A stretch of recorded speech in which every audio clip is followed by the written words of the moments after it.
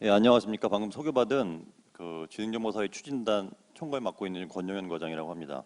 이거 말씀드리기 전에 이제 간단하게 잠깐 소개부터 드리면, 제가 지금 일하고 있는 지능정보사회 추진단이라고 하는 조직은 그 정부 부처 내에서 미래부, 기재부, 산업부, 교육부, 고용부, 행자부 이렇게 6개 부처하고 KDI, 키스드 이런 정부 연구기관들하고 해서 이제 같이 만들어져서 작년 초부터 이제 작업을 하고 있는 조직입니다. 이 조직은 그 뭐 용어를 4차 산업혁명이라고 부르던 뭐 디지털 트랜스포메이션이라고 부르던 뭐라고 부르던 간에 오고 있는 변화에 대응을 해서 정부 정책 방향 같은 것이 어떻게 바뀌어야 되는지 이거를 이제 검토를 하고 여기에 대해서 이제 방향을 내놓고 있는 그런 조직이고, 이게 이제 작년에 그런 검토를 한 걸 거쳐서 올해는 이제 정부가 바뀌면서 이 4차 산업혁명이라는 용어를 이제 사용을 하면서 4차 산업혁명위원회라고 하는 민간위원회를 만들고 거기에서 정책 바뀌는 것을 여러 가지 이제 결정을 하자라는 체계로 이제 거버넌스가 이제 정해지고 있는 그런 상태입니다. 오늘 제가 이제 말씀드릴 것은 앞에서 이제 박 대표님께서 말씀 주신 이런 여러 가지 현상들, 이런 걸 이제 정부가 어떻게 이해를 하고 있고 여기에서 정부가 이제 어떤 역할을 하려고 하는지 이거를 이제 간단하게 좀 말씀을 드리도록 하겠습니다. 앞에서 이제 뭐 굉장히 많은 현상들이 이제 말씀해 주셨기 때문에 제가 그 나오는 슬라이드 중에 그 다른 슬라이드를 먼저 말씀을 좀 드리도록 하겠습니다.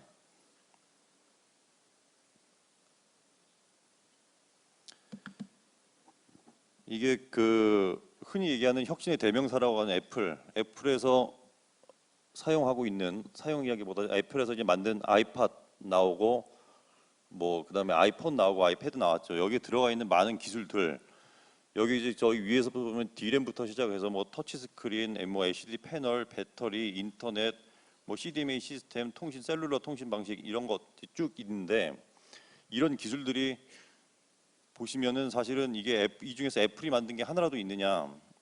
전혀 그렇지가 않습니다. 아시는 분들 아시겠지만 여기 나오는 기술들은 전부 다 미국 정부에서 굉장히 오래전에 굉장히 많은 돈을 투자를 해서 이제 만들었던 그런 기술들입니다. 앞에 이제 박 대표님께서 말씀 주신 드론이라든지 신약 개발 같은 것들, 신약 개발 그러면 예를 들어서 미국의 NIH 같은 데서 한 해에 신약 개발을 위해서 쓰고 있는 예산이 우리나라 돈으로 한 30조 정도가 됩니다. 우리나라 전체 R&D 투자하고 있는 예산보다 훨씬 많습니다.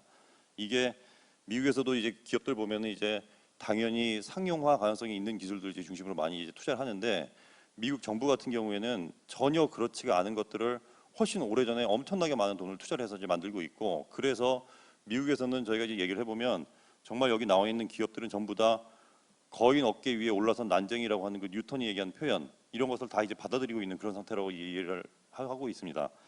이걸 저희가 이제 말씀드리는 이유가, 저희가 이 4차 산업혁명이라고 하든 뭐라고 하든 간에 이걸 쭉 하는 과정을 이제 저희가 거치다 보니까 새로운 기술을 만들고 하는 기업들은 유럽이나 그런 데서도 굉장히 많이 나오는데, 이게 나중에 몇 년 지나고 난 다음에 시장에서 서바이벌 되는 기업은 알고 보면 거의 다 미국 기업들밖에 남아 있지가 않습니다. 유럽에서 새로운, 아시다시피 노벨 관련돼서 노벨상, 뭐 물리학상, 화학상 이런 거 탄 그 학교는 유럽이나 그런 데도 굉장히 많이 있는데, 이게 상용화로 연결이 돼서 시장에서 돈을 버는 형태로 남아 있는 기업들은 대부분 다 미국 기업들입니다. 그게 보시면 아까 그 테슬라에 관련된 얘기를 이제 많이 주셨지만, 테슬라 같은 데가 정부로부터 지원을 받은 금액이 굉장히 많습니다. 이런 것은 이제 언론에 많이 안 나오지만 시장에서 서바이벌을 할 때까지 테슬라의 정부가 이 대출이라든지 아니면 프로젝트, 이 솔라 프로젝트 같은 걸 통해서 줬던 돈이 수천억 원에 이제 해당합니다. 이렇게 해서 몇 년 지난 후에 시장에 남아가지고 시장을 석권할 수 있는 상태까지 가는 기업들은 전부 다 이제 미국 기업들입니다. 이런 걸 보면서 저희 정부에서도 이 4차 산업혁명에 관련돼서 뭐 AI든 뭐 빅데이터든 뭐든 간에 이런 기술 개발, 그리고 이런 것이 시장에서 기업들이 살아남을 수 있게 하는 쪽, 이런 쪽으로 정부가 얼마 안 되지만 자금의 지원 방향 같은 것도 굉장히 많이 바꾸려고 그렇게 하고 있습니다. 이거에 관련된 내용을 이제 간단히만 저희 이제 좀 말씀드리면,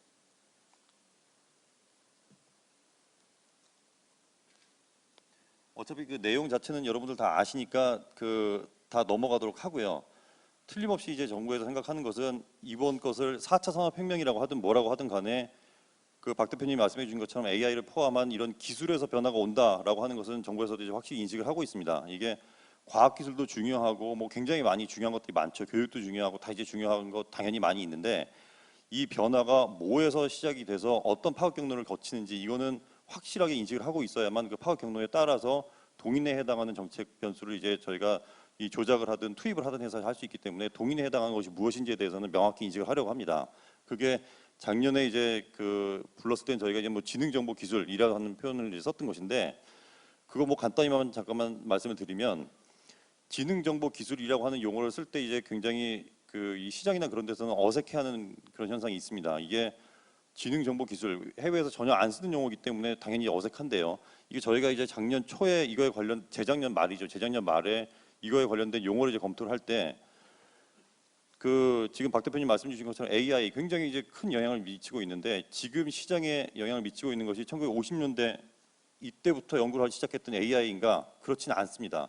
그 우버 같은 데를 포함을 해서 지금 현재 시장에 영향을 미치고 있는 AI는 전부 다 엄청나게 많은 네트워크를 통해서 방대한 그 데이터가 올라온 것을, 그것을 AI가 학습을 통해 가지고 이제 그 파라미터를 스스로가 이제 업그레이드 시키는 이런 형태이기 때문에, 사람이 방정식 복잡하게 만들어서 운영을 하던 그런 AI하고는 전혀 다릅니다. 그래서 정부에서도 어떻게든 데이터가 많이 생성될 수 있는 네트워크를 잘 구축을 하고, 데이터가 클라우드 같은 데 들어가서 잘 쉐어가 되고 공유가 될 수 있도록 하는 쪽, 이런 쪽에 포커스를 두고 있고, 그래서 이 동인에 해당하는 것도 저기 나와 있는 IoT나 모바일, 그리고 그게 모일 수 있는 클라우드, 그리고 그걸 패턴을 인식하는 빅데이터, 그리고 그걸 스스로 학습을 하는 AI, 이런 것들이 다 합쳐져서 지금 시장의 변화를 일으킨다라고 인식을 하고 있습니다.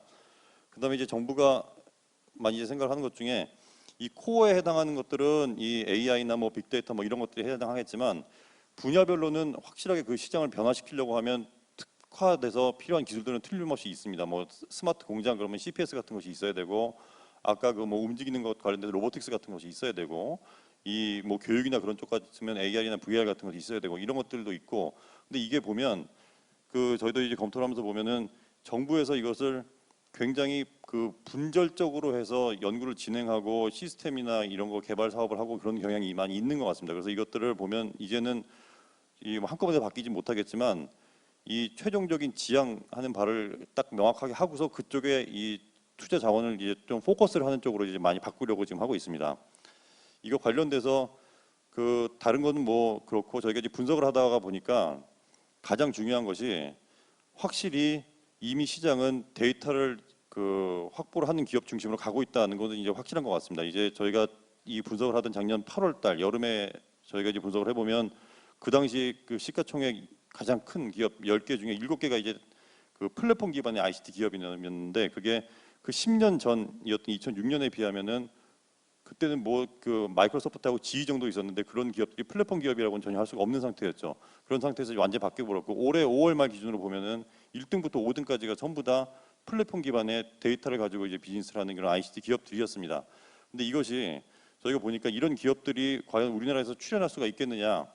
저희가 이제 일을 하면서 가장 많이 받는 질문 중에 하나가, 구글이나 아마존 같은 데가 이 시장 다 기술 개발해서 석권하고 있고, 이 전기 배터리 포함해서 이 데이터 굉장히 많이 가지고 있는 뭐 테슬라나 그 우버 같은 회사들이 엄청난 뭐 시가총액을 가지고서 돈 다 벌고 있는데, 이런 데랑 과연 우리나라가 경쟁을 해가지고 서바이벌이 되겠느냐.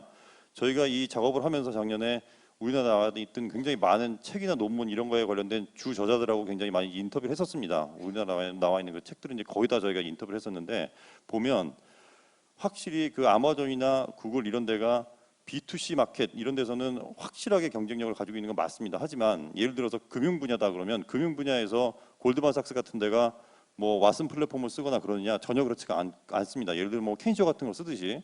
그리고 이 아마존의 제프 베조스가 나왔던 그 처음에 다녔던 회사 그 DECO라고 하는 헤지 펀드 이런 데서도 자기네들이 쓰고 있는 이 금융 쪽에 투자하는 AI 플랫폼은 전혀 그런 것이 아니고 독자적으로 개발한 플랫폼을 쓰고 있습니다. 이게 시장의 경쟁 구도상, 그리고 시장에서 분절적으로 다른 데이터가 필요한 이런 구조상, 절대로 하나의 회사가 모든 것을 다 갖는 그런 상태는 되게 어렵다고 생각합니다. 우리나라에서도. 그래서 이제 정부에서도 이 뒤에서도 그 저희가 말씀드립니다만, 어차피 아이고 이게 여기는 안 나와 있는 것 같은데, 정부에서 직접 서비스를 제공하는 파트들이 굉장히 많이 있습니다. 뭐 국방 분야라든지 복지 분야, 뭐 예산 분야 할 것이 교육 분야, 이런 분야에 정부가 예산을 1년에 수백조를 이제 쓰고 있는데, 이런 분야에 나가는 사업들을 저희는 이제 다 분야별로 봤을 때 AI 같은 것이 전부 다 이게 굉장히 많이 활용될 수 있는 분야라고 생각을 합니다. 이런 분야에서는 절대로 저희가, 예를 들어 국방 분야 같은 데다가 뭐 요즘에 구글한테 뭐 지도 주는 거 하나 가지고서도 뭐 이게 되니 마니 이러고 있는 판국에 국방에 관련된 데이터를 전부 다 그 IBM한테 주고서 학습 잘해가지고 왔으니 저희한테 지도해달라 이런 상태는 절대로 오지 않습니다.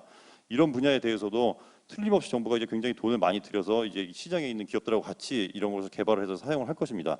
그래서 사실 앞으로 넘어오면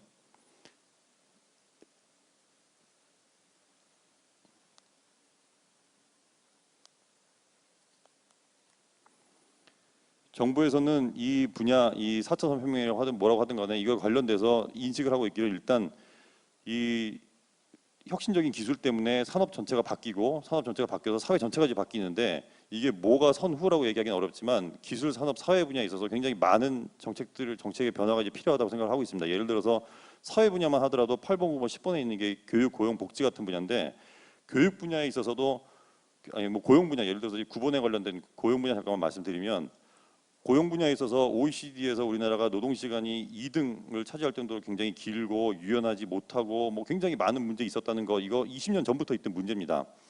20년 전부터 있던 문제인데 이게 이 4차 산업혁명이라고 하는 변화 이것 때문에 그 문제가 훨씬 더 심각한 방향으로 이제 갈 가능성이 큽니다. 이 교육 분야가 뭐 주입식이 암기식 그리고 대학 입시 위주의 공부 방식 이런 식으로 돼 있다고 하는 문제 수십 년째 있는 문제지만 이게 그런 상태를 그냥 두어가지고는 이 4차 산업혁명 변화에 전혀 대응을 못하고 문제가 더 심각해진다라고 이제 저희가 인식을 하고 있기 때문에 작년부터 이런 것들을 이제 관련 부처나 이제 전문가들하고 이제 굉장히 많이 연구를 해서 단기적으로 바꿀 수 있는 것하고 중장기적으로 나눠서 바꿀 수 있는 것 이것을 이제 나눠서 이제 저희가 대응을 하려고 하고 있습니다. 이거를 시간이 다 됐다는 말씀을 계속 뒤에서 주시는데 이게 분야가 여기 말씀드린 게 이게 1번부터 12번까지가 있는데 이게 무슨 정부가 탑다운 식으로 해서 뭐 12대 산업 육성하겠다 이런 식으로 하는 것이 아니고 작년에 이거를 쭉 그 전문가분들하고 검토를 하면서 이제 바텀업으로 보니까 이 분야에 국가 전체적으로 좀 해결을 해야 될 분야가 한 12개 정도 분야가 있다라고 이제 나온 겁니다. 이제 바텀업으로.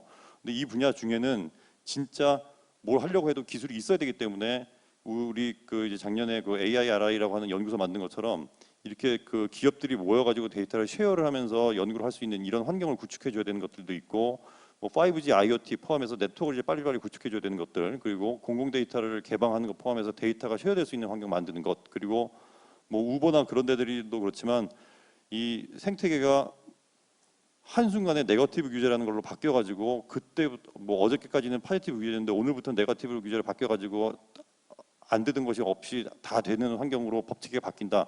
절대로 이제 그렇게 될 수가 없습니다. 이게 그렇기 때문에 정말 필요한 것들을 그때그때 할 수 있는 형태로 이제 산업 생태계를 이제 바꿔주는 것 이런 것들을 이제 정부가 쭉 나눠가지고 이제 추진하려고 합니다. 이게 그 오늘은 이제 뭐 제가 두서없이 정부에서 고민하고 있고 지향하는 바를 이제 말씀드렸고요. 뭐 자세한 내용에 대한 토론 같은 건 이따 오후에 다시 하도록 하겠습니다. 예, 감사합니다.